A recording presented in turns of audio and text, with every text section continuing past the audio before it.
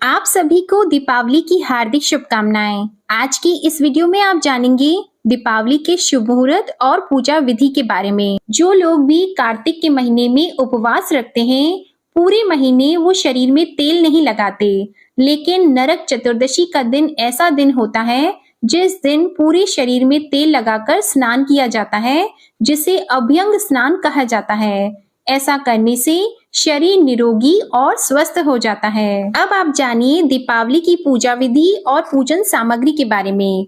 पूजा करने के लिए आपको आवश्यकता होगी एक चौकी की, लाल कपड़ा, भगवान गणेश और माँ लक्ष्मी की प्रतिमा या फोटो, अक्षत यानी साबुत चावल जो दाने टूटे हुए ना हो, कुमकुम, हल्दी, दूर्वा, पान, सुपारी, लौंग, इलायची, एक तांबे या पीतल का कलश, आम के पत्ते या फिर अशोक के पत्ते या पान के पत्ते, मौली या जिसे कलावा भी कहते हैं। अगर आप कलश के ऊपर नारियल स्थापित करना चाहते हैं तो आपको आवश्यकता होगी पानी वाले नारियल की, नहीं तो आप कलश की स्थापना करके उसके ऊपर केवल पूर्ण पात्र भी रख सकते हैं और उसके ऊपर आप दीप जला सकते हैं। 2 बड़े दीपक, 11 छोटे दीपक, घी या सरसों का तेल, दिए की बाती, धूप, अगरबत्ती, पानी रखने के लिए जल, कलश, गंगा जल, फूल, कमल का फूल, मीठे बताशे सफेद होने चाहिए और रंगीन पताशों का प्रयोग माता की पूजा में नहीं किया जाता है। खीर, मिठाई, फल, पकवान और अपने सामर्थ्य के अनुसार जो कुछ भी आप इसके अलावा रखना चाहते हो वो आप रख सकते हैं। आज के दिन कमलगट्टे, कौड़ी और धनिया को भी माँ लक्ष्मी जी को अर्पित किया जाता है। अगर आप चाहें तो ये सामग्री भी पूजा करते हैं इसमें आप अर्पित कर सकते हैं। जहाँ पूजा करनी है उस जगह को पहले साफ कर लिया जाता है, फिर गंगा जल छिड़क कर आप या तो गाय के गोबर से लीपकर उस जगह को पवित्र कर लीजिएगा और जमीन पर आटे या चावल से चौक बनाया जाता है। अगर आप चौक ना बना पाए तो केवल कुमकुम से आप स्वास्तिक बना लीजिए, उसके ऊपर कुछ अक्षत रख दीजिए। अब आपको इसके ऊपर एक चौकी स्थापित करनी है, उस पर आपको लाल वस्त्र बिछाना है। अब अक्षत का आसन देते हुए माता लक्ष्मी जी और गणेश जी भगवान को विराजमान करना है। अगर आपके पास पहले से ही पुरानी मूर्तियां हैं जो कि धातु की बनी हुई है तो आप इस बार भी उनकी पूजा कर सकते हैं, लेकिन अगर आपके पास मिट्टी की मूर्तियां हैं जो आपने पिछली दिवाली पर ली थी, उन्हें इस साल बदलकर दूसरी मूर्तियां आपको पूजा करनी चाहिए। आपको कौन सी मूर्ति किस ओर स्थापित करनी है ये भी विशेष ध्यान रखना है कि लक्ष्मी जी को गणेश जी के दाहिनी ओर ही स्थापित किया जाता है और दोनों प्रतिमाओं का मुख पूर्व या फिर पश्चिम दिशा में रखना चाहिए। और जब आप पूजा कर रहे हो उस समय भी आपका मुंह या तो उत्तर की तरफ होगा या फिर पूर्व दिशा में होना चाहिए। अब गंगा जल छिड़ककर हम सभी मूर्तियों को, चौकी को पवित्र कर लेंगे। फिर हम दोनों प्रतिमाओं के आगे थोड़े रुपए, जो भी आपकी सामर्थ्य हो उसके अनुसार दक्षिणा रखी जाती है। फिर गहने और चांदी के सिक्के यदि आपके पास हैं, जो पहने हुए गहने होते हैं उन्हें भी आप गंगा जल से धोकर उन्हें पूजा में रख सकते हैं। अब चांदी के सिक्के देवता कुबेर का स्वरूप माने जाते हैं। अगर आपके पास सिक्के ना हो तो आप केवल 1 रुपए के सिक्के भी कुबेर देवता को प्रतीक मानते हुए रख सकते हैं। कुबेर देवता का यदि आपके पास कोई चित्र हो या प्रतिमा हो या फिर कुबेर यंत्र हो या श्री यंत्र हो, दक्षिणावर्ती शंख हो, तो उन्हें भी आज की पूजा में आपको रखनी चाहिए। लक्ष्मी जी के दाहिनी तरफ अक्षत से अष्टदल यानी कि 8 पंखुड़ियों वाला एक कमल का फूल बनाया जाता है। अगर आपको ये फूल बनाना नहीं आता है तो आप केवल अक्षत ही रख दीजिएगा। 1 मुट्ठी अक्षत वहां पर रखकर उसके ऊपर आपको जल से भरे हुए कलश को रखना होता है। फिर कलश के अंदर आप गंगा जल, शुद्ध जल, हल्दी की गांठ, कुमकुम, अक्षत, दूर्वा, सुपारी, लौंग और इलायची का जोड़ा डाल दें। इसके बाद अगर आपके पास ये सब सामग्री नहीं भी है तो आप केवल शुद्ध जल और अक्षत और हल्दी कुमकुम भी डाल सकते हैं। कलश के ऊपर कुमकुम से स्वास्तिक का निशान बनाएं। उसके ऊपर आप आम या अशोक के पत्ते रखें, उन पर भी आप हल्दी और कुमकुम लगा दीजिए। फिर 5 या 7 पत्ते आप रख सकते हैं। उसके ऊपर आप चाहें तो नारियल जो पानी वाला होता है उसके ऊपर आप चुनरी या मौली कलावा बांधकर रख दीजिए। अब यदि पानी वाला नारियल आपके पास नहीं है तो आप केवल मिट्टी का ही एक ढक्कन होता है जिसे पूर्ण पात्र कहते हैं, आप प्लेट में भी अक्षत रख सकते हैं और उसमें आपको अक्षत भरकर रखने होते हैं। कलश के ऊपर कभी भी खाली नहीं छोड़ा जाता है, उसके ऊपर आपको पूर्ण पात्र रखकर अक्षत रखने ही होते हैं। आप चाहें तो आप उसके ऊपर कोई फल मिठाई रख सकते हैं या फिर दीपक जलाकर भी आप उसके ऊपर कलश पे रख सकते हैं। अब जिस भी पूजन सामग्री की, जैसे कि धनिया है, कौड़ी है, दक्षिणावर्ती शंख है, श्री यंत्र, माता लक्ष्मी का यंत्र, जो कुछ भी पूजन सामग्री आपके पास है, तो आप अब उन्हें चौकी पर सही से रख दीजिए। आपको 2 बड़े चौमुखी दीपक रखने होंगे जिसमें आप घी या सरसों का तेल या तिल का तेल अपने सामर्थ्य के अनुसार डालें और 11 दियों में आप सरसों का तेल डालें। आज के दिन सरसों के तेल के दीपक जलाना बहुत ही शुभ माना जाता है। पूजा करते समय आपके मंदिर में जो महालक्ष्मी जी के सामने आप दीपक जलाते हैं, उसमें यदि हो सके तो घी का ही प्रयोग करना चाहिए। अब शुभ मुहूर्त से पहले आपको स्नान करके सारी तैयारी कर लेनी होती है। फिर आपको नए वस्त्र यदि हो सके तो धारण करने चाहिए। नए वस्त्र ना हो तो आप पुराने वस्त्र भी धुले हुए होने चाहिए, वो पहन सकते हैं। पूजा में लाल या पीले वस्त्रों का प्रयोग ज्यादा शुभ होता है। भूल कर भी काले, नीले या भूरे रंग का प्रयोग आज के दिन ना करें। शुभ मुहूर्त जो आपको वीडियो की स्टार्टिंग में बताया था, उस शुभ मुहूर्त में आप पूजा संपन्न कर लें। साथ में आपको माँ लक्ष्मी जी की कथा भी इस दिन पढ़नी अथवा सुननी चाहिए। दीपावली की पूजा के समय ऐसा माना जाता है कि परिवार के सभी सदस्यों को मिलकर इस पूजा को करना चाहिए, तभी घर में सुख समृद्धि भी आती है और परिवार में सदा सुख शांति बनी रहती है। अब जल पात्र में एक फूल को डुबोकर जो आपने एक दूसरा जल पात्र लिया हुआ है, एक में तो आप कलश की स्थापना की है, एक और कलश की आपको आवश्यकता होगी जिससे आप पूरे मंदिर में, घर में आप गंगा जल छिड़क देंगे और आचमन के लिए आप इसी जल के लोटे से अपने बाएं हाथ से दाएं हाथ में जल लेंगे और फिर दोनों हाथों को साफ करेंगे। पूरे मंदिर को गंगा जल से पवित्र करने के बाद ही आपको आचमन करना है। अब 3 बार ये जल आप अपनी दाहिनी हथेली से लेकर स्वयं ग्रहण करेंगे और फिर इन मंत्रों का आप जाप करेंगे। ओम श्री गणेशाय नमः, ओम नारायणाय नमः, ओम महादेवाय नमः, ओम श्री कृष्णाय नमः, ओम श्री महालक्ष्मी नमः, ओम कुबेर देवताय नमः। और आप जिन जिन देवी देवताओं का यहाँ पर मंत्र जाप करेंगे, उन सभी को एक एक पुष्प भी अर्पित करेंगे। महालक्ष्मी जी को यदि आपके पास हो तो कमल गट्टे का फूल या कमल गट्टे या फिर कोई गुलाबी फूल आप अर्पित कर सकते हैं। इसके बाद दोनों घी के बड़े दीपक आपको गणेश जी और लक्ष्मी जी के सामने प्रज्वलित करने होंगे। ध्यान रखना है कि कोई भी दीपक, जो मुख्य दीपक आप रखते हैं मंदिर में, उसके नीचे आप खाली ना छोड़ें, अक्षत जरूर रखें, उसके ऊपर ही आप दीपक प्रज्वलित करें। एक तेल का दीपक कलश के सामने भी जलाएं।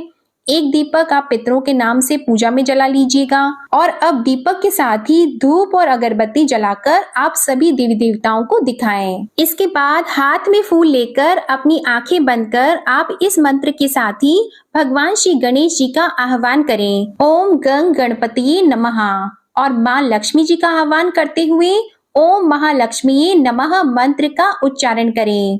अब भगवान श्री गणेश जी को जनेऊ अर्पित करना चाहिए और वस्त्र रूपी कलावे को भी अर्पित करना चाहिए। यदि आपके पास गणपति भगवान के लिए वस्त्र हैं तो आप उन्हें अर्पित कर सकते हैं। फिर माँ लक्ष्मी जी को सिंदूर या कुमकुम का तिलक लगाएं।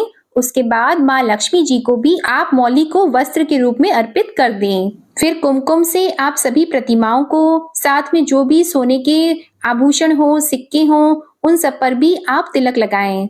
कौड़ियां अगर हैं तो 5, 7 या 3 या 1 कौड़ी की भी आप पूजा कर सकते हैं। इसके लिए पहले इन कौड़ियों को आप धोकर रख लीजिएगा। फिर माँ लक्ष्मी जी के चरणों में इन कौड़ियों को रखकर आप विधिवत उनकी पूजा कर सकते हैं। सभी कौड़ियों को आप तिलक लगाएं और माँ लक्ष्मी जी से प्रार्थना करें कि हे माँ लक्ष्मी, इन कौड़ियों के रूप में आप सीधे हमारे घर में विराजित रहें।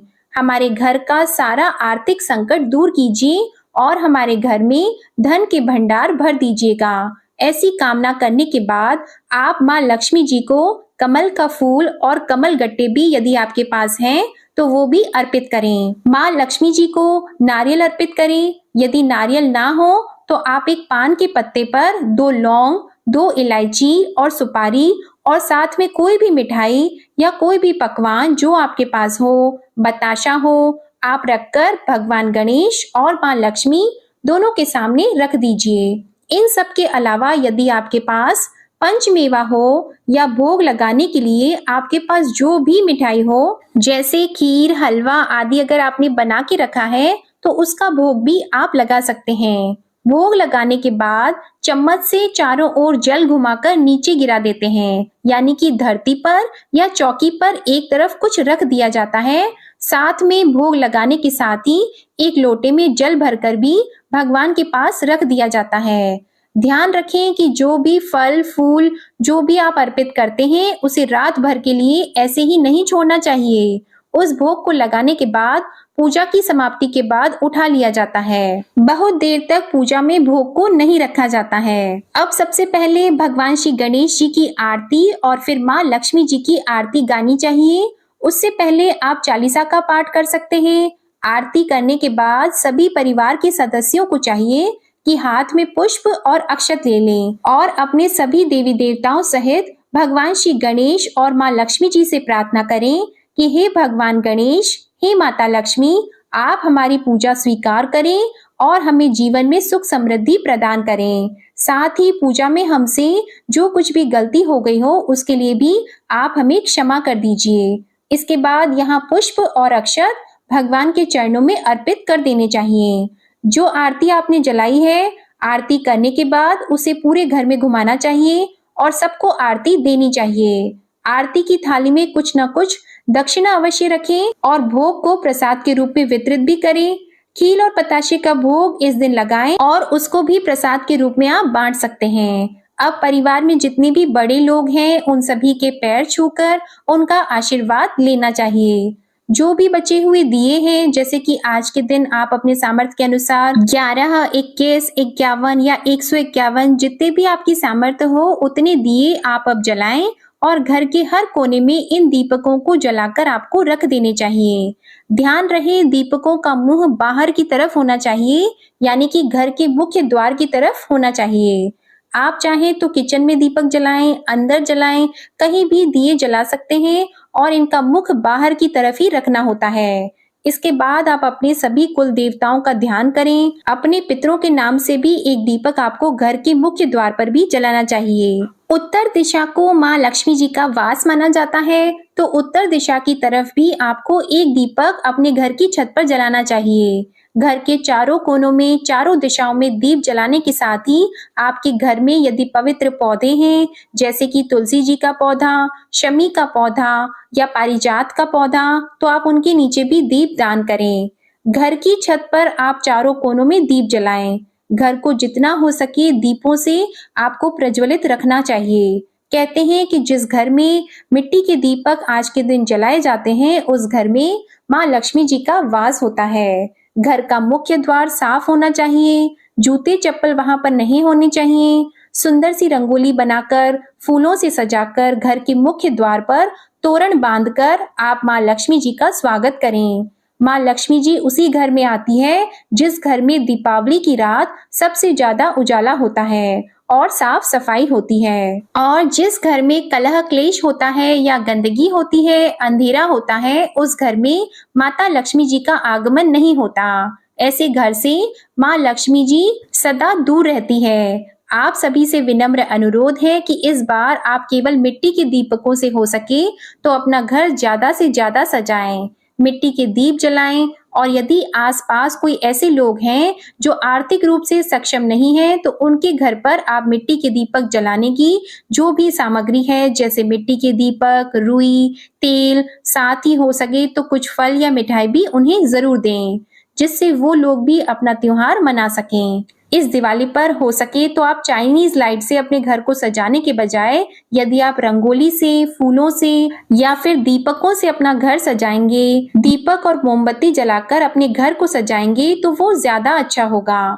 उससे जो हमारे देश के कुम्हार हैं उनका भी भला होगा और उनके घर में भी यह दीपावली का पर्व बहुत सारी खुशियां लेकर आएगा। इसलिए यदि हम अपनी खुशियों के साथ साथ अगर दूसरों की खुशियों का भी ध्यान रखेंगे तो माँ लक्ष्मी जी की पूजा में यदि हमसे कुछ कमी रह गई हो तो उसे बहुत प्रसन्न मन से वे स्वीकार करके सबकी मनोकामनाएं जरूर पूर्ण करेंगी। इस बार दीपावली कब मनाएं, 20 अक्टूबर को या 21 अक्टूबर को, इसे लेकर लोगों में संशय है क्योंकि इस बार कार्तिक की अमावस्या 2 दिन है।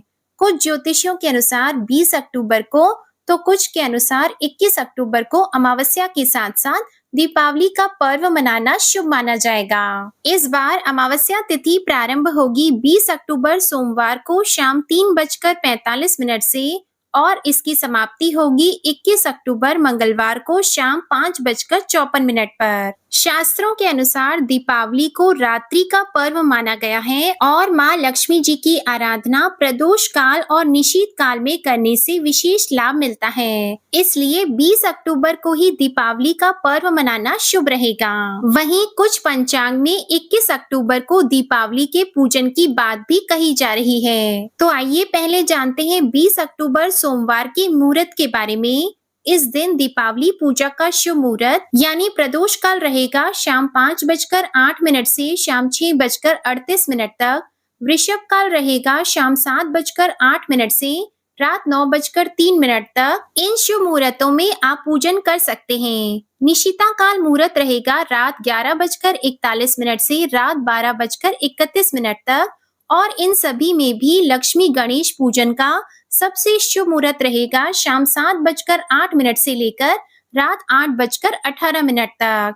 तो इस दिन पूजा करने के लिए लगभग 1 घंटा 11 मिनट का समय मिलने वाला है। अब जानते हैं 21 अक्टूबर मंगलवार के शुभ मुहूर्त के बारे में। इस दिन अमावस्या का जो स्नान है वह सुबह ब्रह्म मुहूर्त में यानी सुबह 4:54 से 5:42 के बीच में किया जाएगा।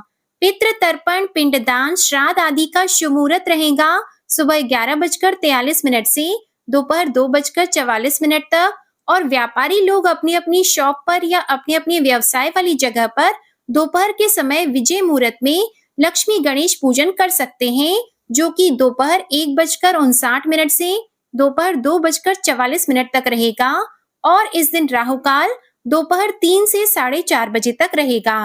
इस समय आप पूजन ना करें और गोधूली बेला रहेगी शाम 5:45 से शाम 6:11 तक। वैसे तो अमावस्या तिथि 21 अक्टूबर को 5:54 पर समाप्त हो रही है, लेकिन आप 6:11 तक भी लक्ष्मी गणेश पूजन गोधूली मुहूर्त में कर सकते हैं। यही लक्ष्मी पूजन का शुभ मुहूर्त इस दिन प्राप्त होगा। एक बार फिर आप सभी को मेरी तरफ से दीपावली की हार्दिक शुभकामनाएं। भगवान आप सभी के घर में धन धान्य के भंडार भरे रखें और माता लक्ष्मी जी का वास सदा आपके घर में बना रहे। अगर आप दीपावली की कथा सुनना चाहते हैं तो उसकी वीडियो भी हमारे चैनल पर अपलोडेड है, आप उसे भी जरूर सुनिएगा। हैप्पी दिवाली।